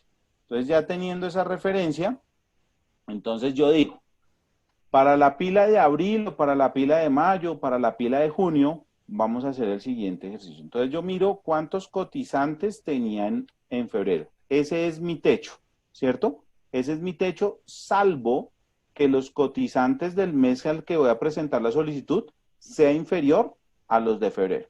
Si son iguales, entonces tengo un techo de 100 cotizantes. Entonces, tengo un techo de 100 cotizantes, yo tengo en la pila de abril, hablemos en la pila de abril, 100 cotizantes, y después tengo que entrar a validar si estos 100 cotizantes que tengo en abril son cotizantes coincidentes. ¿Qué quiere decir coincidentes? Que el tipo y el número de identificación son los mismos, ¿cierto? Si se da esa condición, ese se le denomina un cotizante coincidente. Entonces, si tengo 100 cotizantes en el mes de febrero, en el mes de abril, que estoy presentando mi postulación en mayo, tengo 100 cotizantes y los 100 coinciden, es decir, mi nómina no ha tenido ninguna variación, entonces me van a aprobar 100 beneficios, ¿sí? A 351.000 pesos, 35.100.000. Listo. Pasa al siguiente mes. Vamos a hacer ahora el ejemplo para el mes de mayo. Vamos a suponer que esto es una empresa, entonces, febrero, mayo y junio. Entonces, vamos a ver qué pasa. Entonces, en el mes de mayo, esta misma empresa, con referencia, pues febrero no cambia, sus 100 cotizantes, esta empresa se retiraron porque se habían terminado contratos por X, Y o Z motivo. En abril, al 30 de abril, se retiraron 20 trabajadores, 20 cotizantes, ¿sí? Recuerde que la condición para que recibieran abril es que hubiesen estado todo el mes. Ah, listo, estuvieron todo el mes. Ahora vamos a mirar mayo. En mayo solamente estoy reportando mi planilla por 80 cotizantes. Entonces, ¿cuál es mi techo? Pues mi techo es 80, ¿cierto? Por más que yo tenga 100 en febrero, pues no me van a dar más de los que yo presenté en el mes de mayo. Entonces, 80. Y entonces estos 80, si coinciden todos los 80, pues, ok, yo recibiré mi reconocimiento por esa totalidad, por 80. Y a 351.000 pesos, pues será un total de 28.080.000. Bien. Vamos al siguiente mes, el mes de junio, se postula este mismo empleador, entonces en el mes de junio. Resulta que en el mes de junio este empleador ya se le reactivó su sector económico y entonces algunos de los trabajadores que habían salido en el mes de abril, el 30 de abril, en mayo, vamos a poner un ejemplo aquí, Arturo Calle, que todos escuchamos que fue el boom porque salió, que Arturo Calle iba a mantener su nómina, que no sé qué cosa, listo. Entonces supongamos que en Arturo Calle efectivamente mantuvo su nómina, en abril se le habían terminado, o en abril se le habían terminado unos contratos, él dijo, no, pues ya se terminaron los contratos, pues yo no los renuevo, unos contratos a término fijo, supongamos, entonces, yo no los renuevo porque pues ya, pues sí, ya aguanté el batatazo un mes, pero pues les dije, no, yo la verdad, pues no los voy a necesitar más, pero si algo yo los llamo. Y entonces, por allá a final de mayo, cuando se ganó el contrato que se ganó con el Estado para hacer unos trajes allá antifluido, creo que es el cuento, él dijo, uy, no, venga, entonces estos que se me ha terminado, contratémoslos nuevamente a los 20 que se me habían ido por acá en junio, ¿de acuerdo? En mayo, perdón, a los 20 que se me habían ido, llamémoslos nuevamente para que vengan y me apoyen la producción y contratemos 20 más. Entonces, listo. Entonces, como llamó otra vez a los mismos que estaban allá en la planilla de febrero, entonces tiene 100 de febrero y tiene 100 coincidentes nuevamente. Pero dése cuenta que tiene 20 adicionales. ¿Qué va a pasar con esos 20 adicionales? Nada, los pierde. No va a recibir beneficio por esos 20 adicionales. ¿Por qué?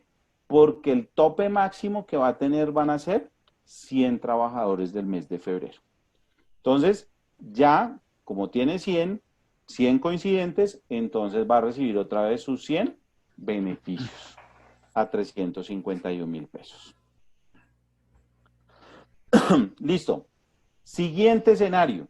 Vamos a ver, espero que con estas claridades pues nos vaya muy bien en este análisis. Al final del día, ¿qué va a pasar? Este análisis es lo que va a hacer la UGPP, pero es importante que ustedes lo tengan en cuenta para que hagan sus validaciones internas y sepan por qué se pueden generar distorsiones.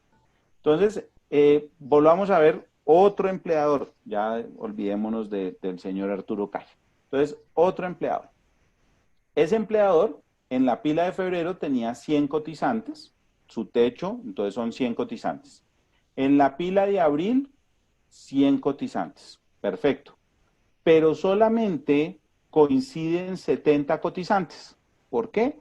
Porque en el mes de marzo había retirado 30, los había vuelto a contratar y eran 30 trabajadores nuevos. Entonces en abril pues tenía 100 cotizantes, ¿sí? Pero esos cotizantes solamente 70 coinciden con la pila del mes de febrero.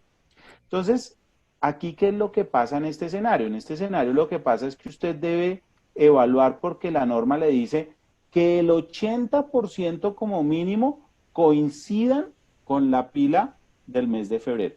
Entonces, si vemos acá, pues ¿cuántos coinciden? El 70%. Entonces usted dice, entonces no, entonces voy a perder el beneficio. No, no es que usted vaya a perder el beneficio. Lo que sucede es que estos 70 cotizantes coincidentes se vuelven su 80%. Entonces, como se vuelven su 80%, usted tendrá que evaluar cuánto sería el 100%, o sea, cuánto sería por lo máximo que le van a reconocer.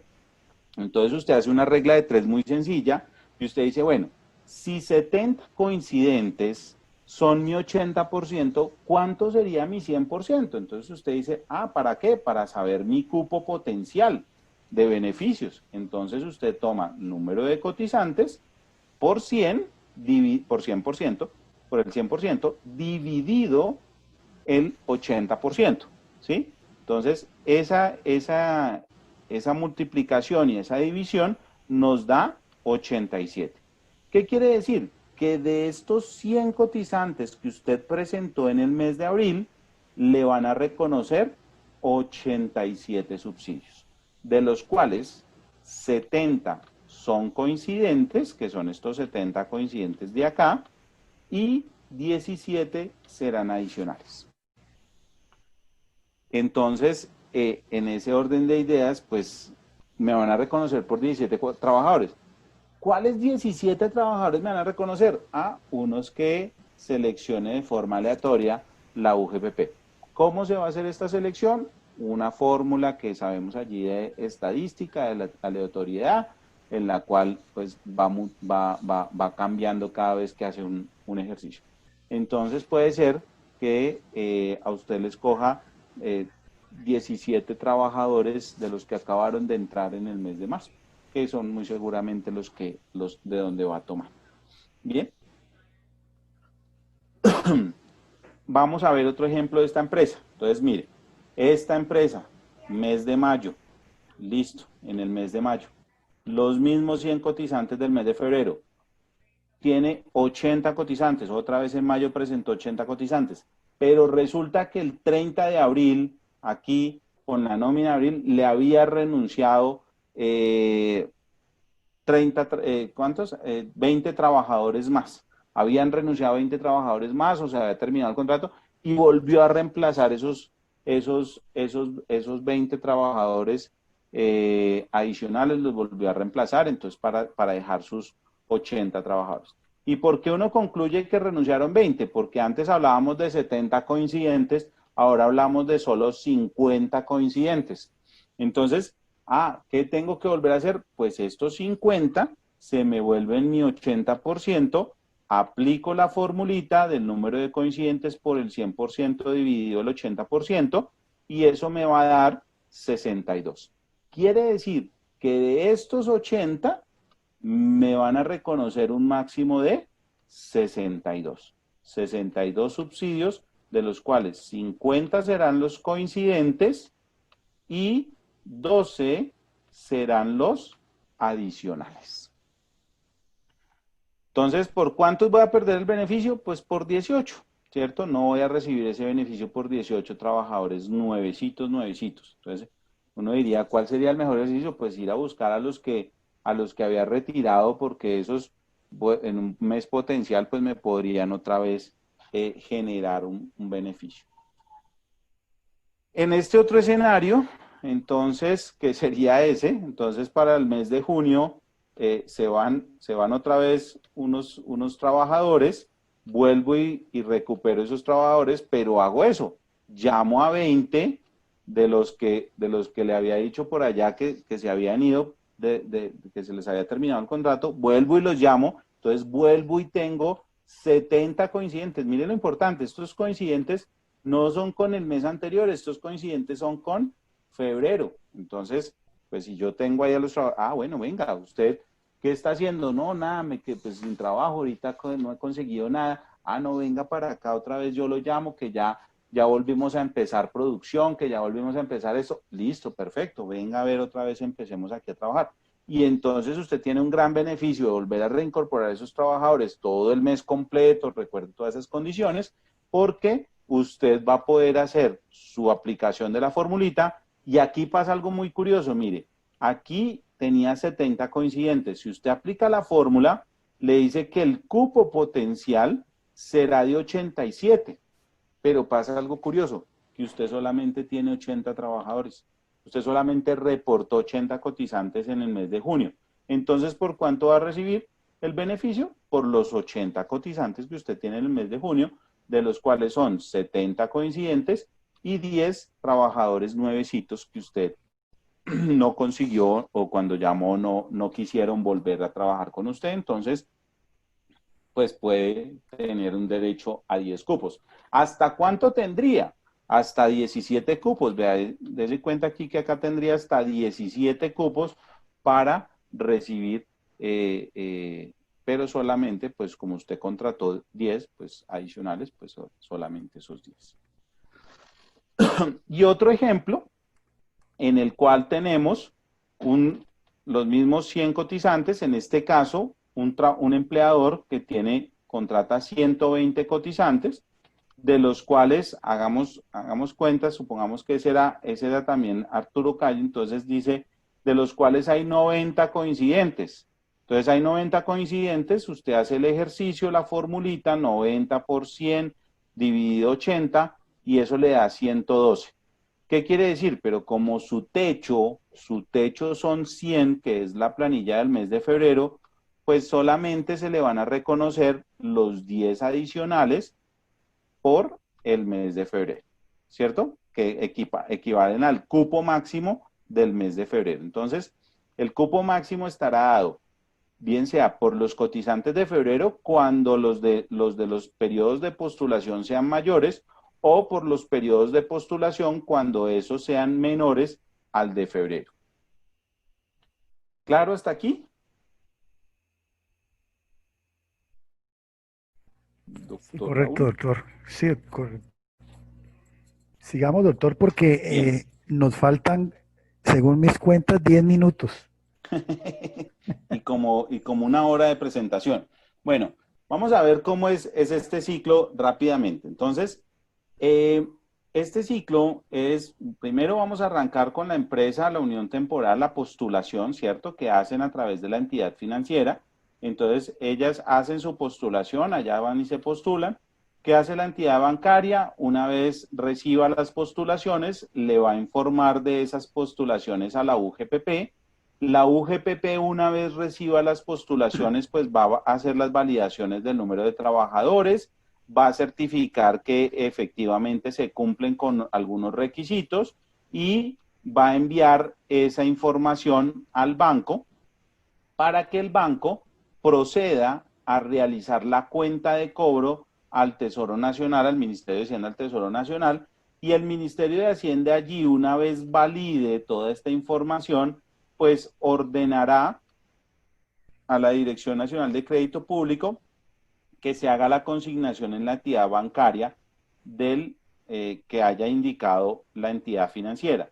Y el día hábil siguiente, miren eso tan importante, el día hábil siguiente a que la entidad financiera reciba los recursos, deberá transferirlos al postulante. Entonces, este es el ciclo como va a funcionar toda la postulación del beneficio y así se hará cada mes. ¿En qué fecha se va a hacer en cada mes? Entonces, para el mes de mayo, que es la postulación que estamos haciendo por el beneficio del mes de abril, entonces será entre el 22 y el 29 de mayo. Para el mes de junio será entre el 1 y el 17 de junio, las fechas en las que se podrá hacer la postulación, y para el mes de julio entre el 1 y como fecha máxima el 16 de julio. Aquí quiero hacer una precisión muy importante que se deriva de lo que se estableció para el mes de mayo. En el mes de mayo nos dijo, tengan en cuenta que se tendrán en cuenta para la postulación las planillas presentadas del mes de abril hasta el 22 de mayo. Para los meses subsiguientes, sin duda alguna, pues tendrá usted que haber hecho la planilla, haber pagado la planilla antes de estas fechas de vencimiento de la postulación. ¿Por qué? ¿Y por qué hago énfasis en esto? Porque muy seguramente por el calendario de pila, a usted se le puede vencer la fecha del pago el 14avo, el 15avo, el 16avo día hábil. Y eso en días hábiles en el mes de junio termina siendo el 25, 24, 25, 26 de junio, ¿cierto? Pero miren que aquí me pone un límite, 17 de junio, o sea que, ¿cuál es la obligación que voy a tener yo como aportante al sistema? Hacer el pago de la seguridad social de forma anticipada, porque eso será lo que se tome como base para el reconocimiento del beneficio en cada uno de los periodos, ¿cierto? Entonces, una vez usted haya presentado la postulación, la entidad financiera para el mes de mayo, si usted la presenta entre el 22 y el 29, entre el 24 y el 30 de mayo estará reportando a la UGPP.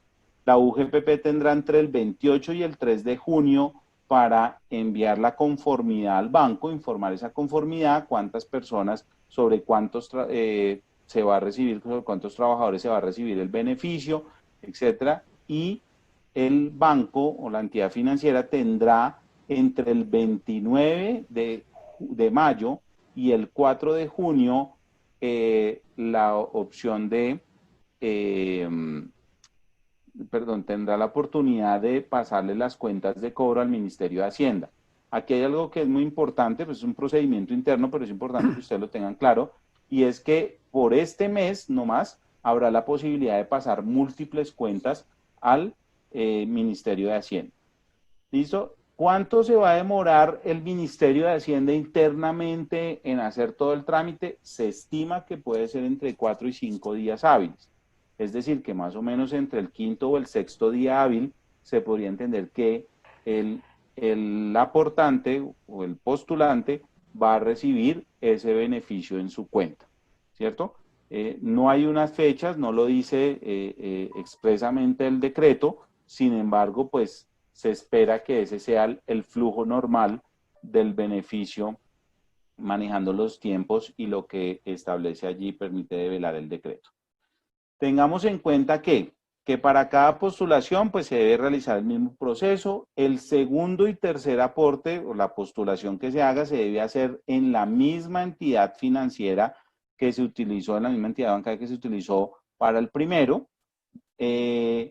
Para las postulaciones del mes de mayo, pues el plazo para pagar la planilla es el 22 de mayo. Hemos hecho hicimos mucho énfasis en eso porque sin duda alguna posiblemente algunos terminaron perdiendo el beneficio si no pagaron, si se esperaron hasta hoy era el 16avo día hábil, entonces aquellos dígitos de NIT, últimos dígitos que les correspondía hoy y se esperaron hasta hoy, pues ya posiblemente no, ya no van a poder acceder al beneficio para el mes de abril.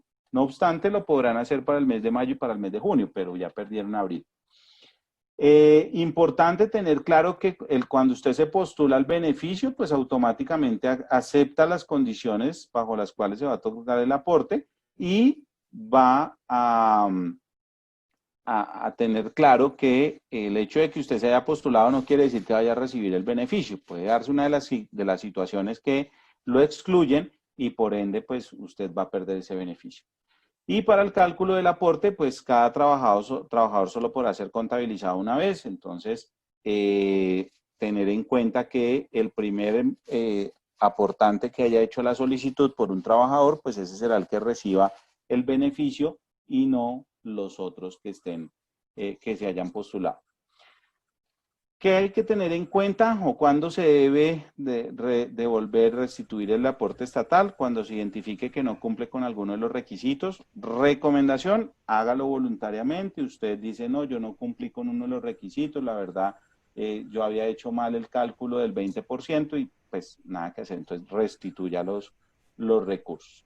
Cuando se compruebe que existió falsedad en los documentos, vuelve y juega. Si usted acreditó una personería y no era el que le correspondía, pues entonces, pues nada que hacer, usted va a perder ese beneficio y en tanto pues tendrá que hacer la devolución de los mismos.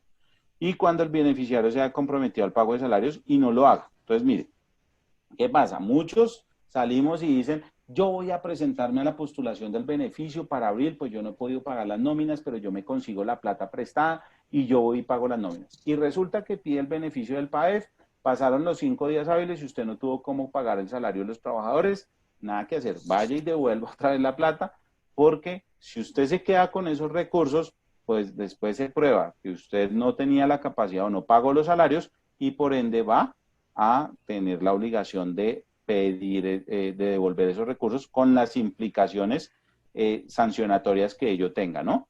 Que están Una aquí pregunta, dadas. ¿Sí? doctor Acero, en línea con este tema que usted acaba de exponer. Pregunta uno de los foristas, se supone que el primer giro hace parte de la nómina de abril. Si el empleador ya la pagó completamente, ¿estos ingresos se deben girar a los trabajadores y se resta de la nómina de mayo?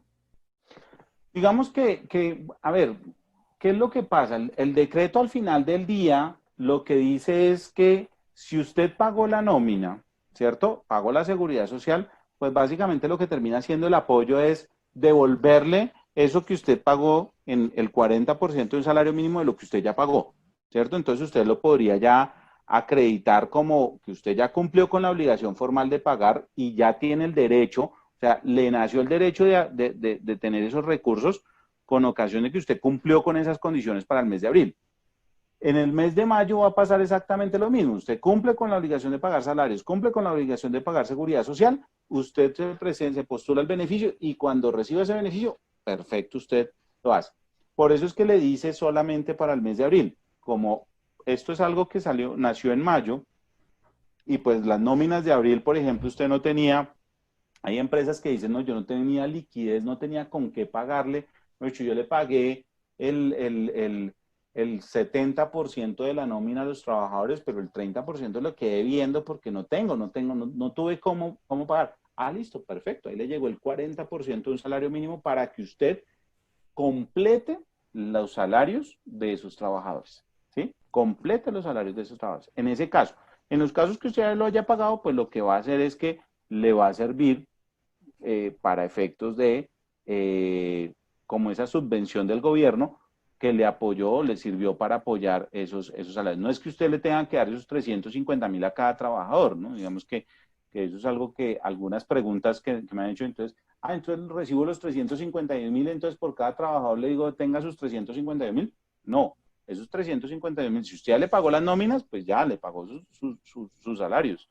Si no le alcanzó a pagar, pues téngalo. Y ahorita, pues páguele, haga el esfuerzo de pagar los salarios, haga el esfuerzo de pagar la seguridad social, postúlese y cuando reciba el subsidio, pues usted va a tener allí como yo lo veo como una devolución de ese esfuerzo que usted hizo. En cuanto a la facultad de la UGPP al terminar el programa, pues está adelantar las labores de fiscalización, 3 años para hacer esas labores de fiscalización. Se va a verificar el cumplimiento de los requisitos establecidos en la postulación, entonces vamos a tener 3 años para verificar que usted efectivamente el ingreso disminuyó el 20%, que usted pagó los salarios, que usted no se apropió de los recursos de forma inadecuada, que el representante legal sí era, que las certificaciones sí correspondían. Y pues que en caso de verificarse que hubo incumplimiento de uno de estos requisitos, pues lo que se adelantará de forma directa es el cobro coactivo de esos recursos con las sanciones que corresponden y que están establecidas allí en el artículo 670 del Estatuto Tributario.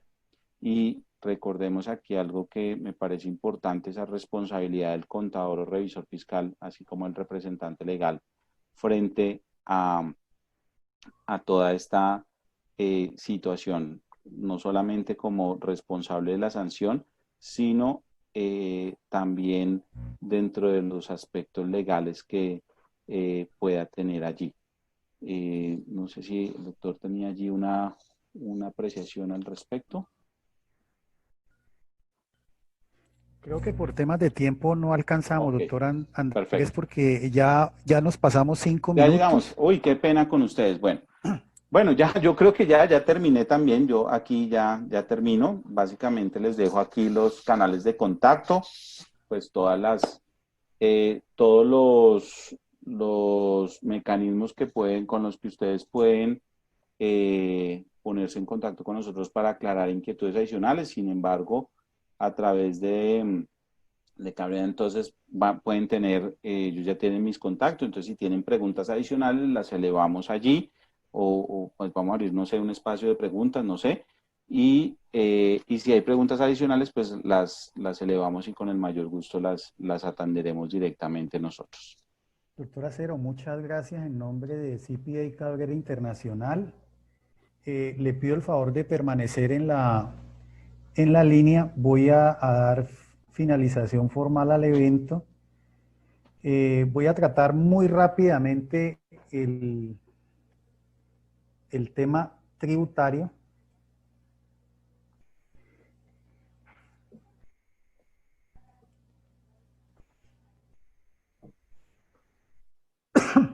Bueno, el tema tributario es, no sé si están viendo la presentación. Sí, perfecto. En materia de... Sí, la vemos, doctor. En materia del impuesto sobre la renta, para no entrar en demasiadas conjeturas, es un ingreso. La misma norma lo considera de esa manera. Las subvenciones no están expresamente consagradas en el estatuto tributario como una ganancia ocasional. Hay antecedente jurisprudencial y doctrinal que nos permite de momento decir que es un ingreso ordinario grabado con el impuesto sobre la renta.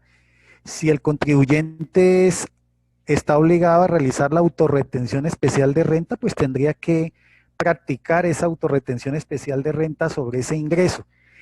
Alguien preguntó que si este ingreso hay que facturarlo. Yo veo complicado ese tema de la facturación. Uno podría decir que sí, y lo veo complicado por la siguiente razón, porque es que el que recibe el trámite es el banco. El banco es como un intermediario, es como una especie de mandatario allí, y quien finalmente define si hay lugar, derecho o no al subsidio es la UGPP. Entonces, ¿a quién le voy a facturar? ¿Tendría que facturarle a la UGPP? ¿Tendría que facturarle al banco? Entonces no veo como claro esa posibilidad de facturar ahí. Referente al impuesto de industria y comercio, pues aquí cuando yo recibo el subsidio no estoy realizando ninguna de las 3 actividades que constituyen hecho generador del tributo. No estoy prestando un servicio, no estoy realizando una actividad comercial y no estoy realizando una actividad industrial. Por esa razón considero que no está grabado con el impuesto de industria y comercio. Bueno, esa sería la parte tributaria. Hay un elemento que está expresamente en el decreto, y es que el traslado de aportes entre el Tesoro Nacional y el ente financiero pues está exento del 4 por mil, y luego el traslado del ente financiero pues al beneficiario también está exento del 4 por mil, y la comisión que cobre el ente financiero por el servicio de dispersar los recursos es excluida del impuesto sobre las ventas. Somos confianza y seguridad.